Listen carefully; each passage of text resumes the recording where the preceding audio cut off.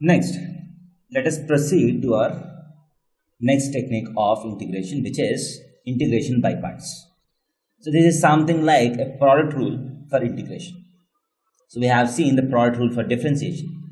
So similarly, the product rule for integration looks like this. It is slightly more complicated than the product rule for differentiation. So integration of u into v. U is a function, v is a function. So integration of uv is equal to u integral v minus integral of u dash integral v. So this formula is called integration by parts. So if I have to remember this more clearly, so integration of f of x into g of x dx. So if you have a product of two functions which have to be integrated, so integration of f of x into g of x dx is equal to the first function f of x times integration of the second function dx minus integration of the differentiation of the first function f dash of x times integration of the second function integration of g of x dx. So you need to multiply these two functions and integrate it again. So f dash of x into integration of g of x dx has to be done, and this effective function has to be integrated again. So this is the effective product rule for integration, and this is called integration by parts formula.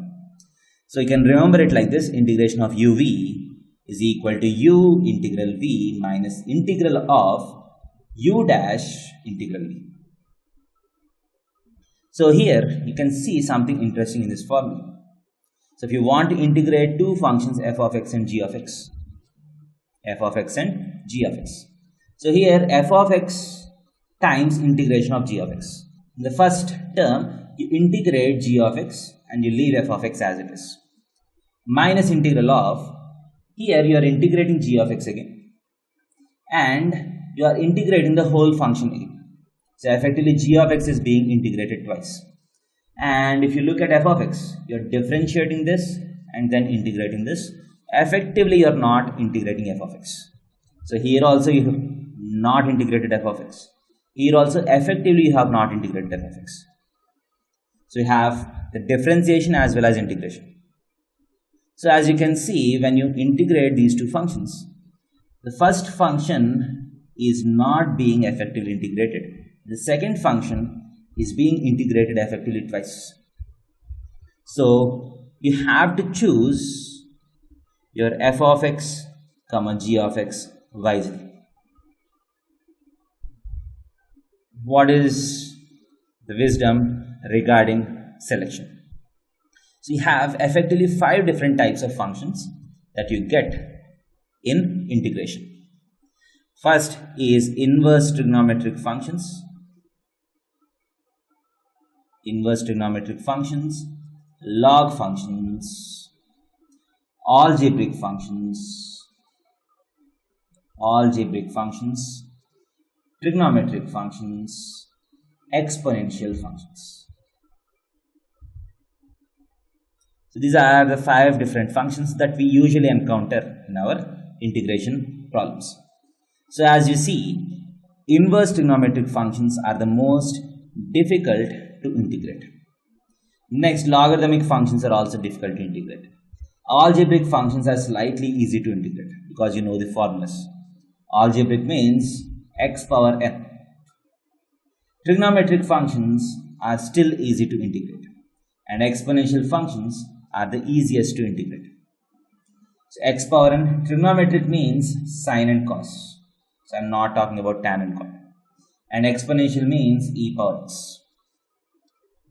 Log, that is log x function. Inverse means either sine inverse, cos inverse or tan inverse, whatever inverse function it is. So you have 5 different types of functions which can be written as AIIMS. AIIMS means inverse trigonometric functions, logarithmic functions, algebraic functions, trigonometric functions, exponential functions. AIIMS. and this is the order of increasing ease of being integrated. Exponential functions are the most easily integrable functions because e power x integration is again e power x.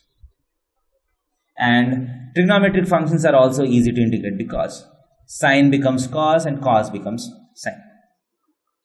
Algebraic functions are also easy to integrate, but the problem is, as we successfully integrate, the expression becomes more and more complicated.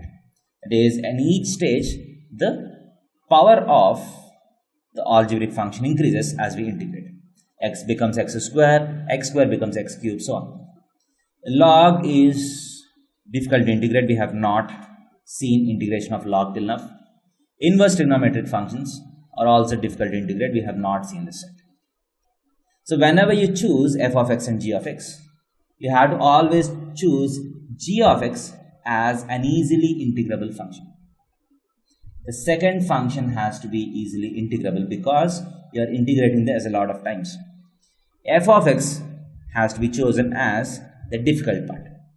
So this is difficult to integrate, this is easy to integrate. That is how you need to choose the first function and the second function. Obviously, as we have seen, this side functions are difficult to integrate, that side functions are easy to integrate. So whenever you choose u and v, they have to follow the same order as the functions in iLet. For example, if you have an inverse trigonometric function and an algebraic function, so I and A. So here also the first function u has to be I and v has to be E.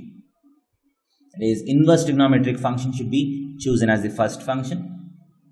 Algebraic function should be chosen as the second function. For example, you have algebraic and trigonometric. Algebraic has to come first, trigonometric has to come next. So whenever you choose u and v, the functions that you have to follow the same order as we have in iLet. So a comes before t here, a comes before t in iLet.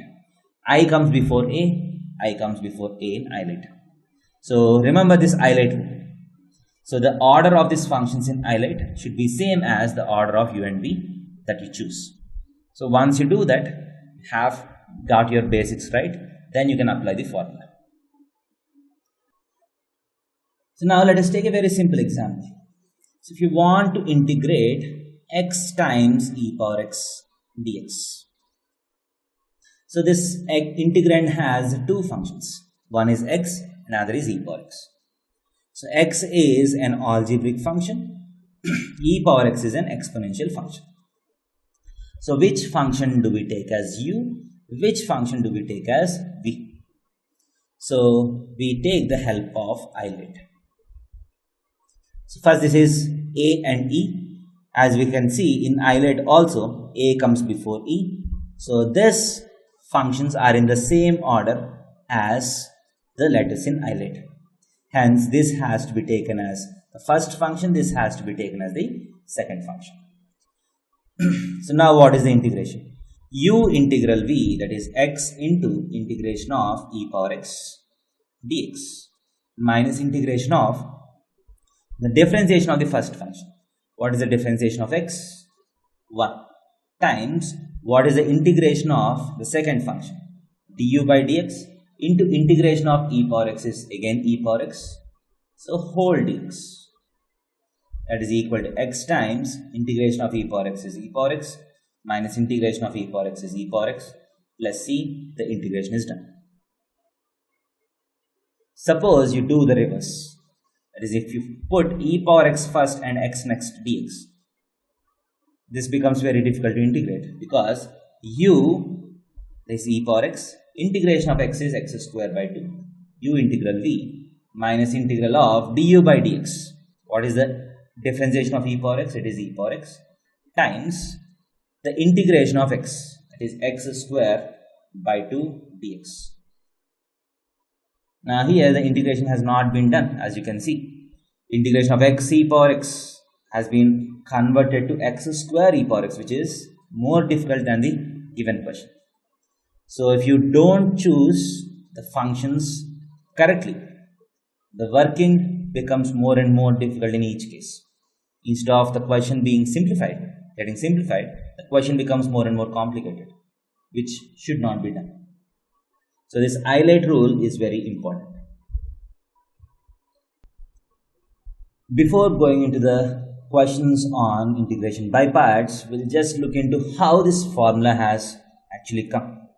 You might be wondering how this complicated formula has been derived.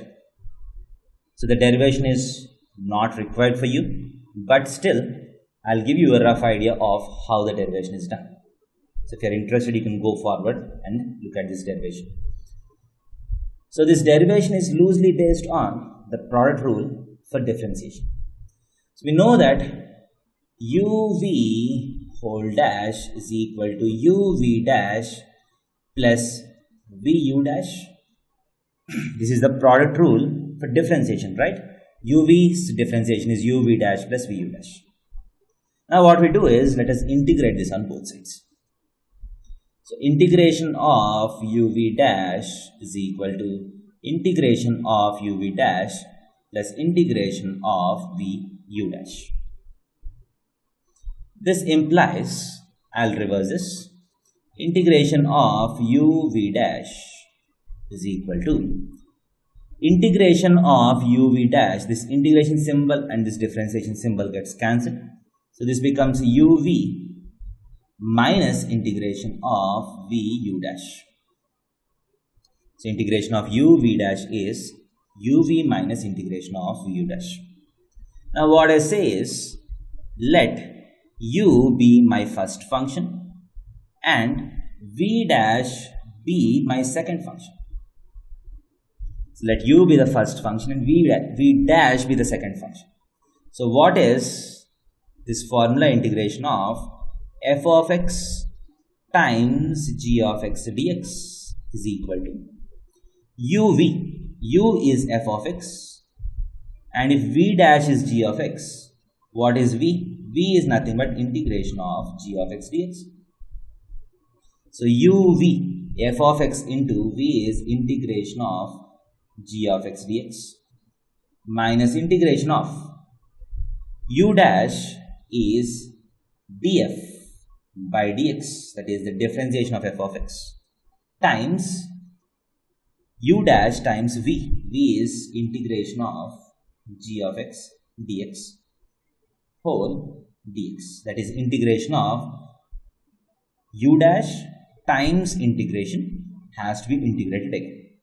So integration of uv is u integral v minus integral of u dash integral v is the formula for integration by parts. So you have to remember this formula very thoroughly. So integration of uv is equal to u integral v minus integral of u dash integral v. So when you convert this in terms of f of x and g of x, you have to put appropriate dx's wherever required.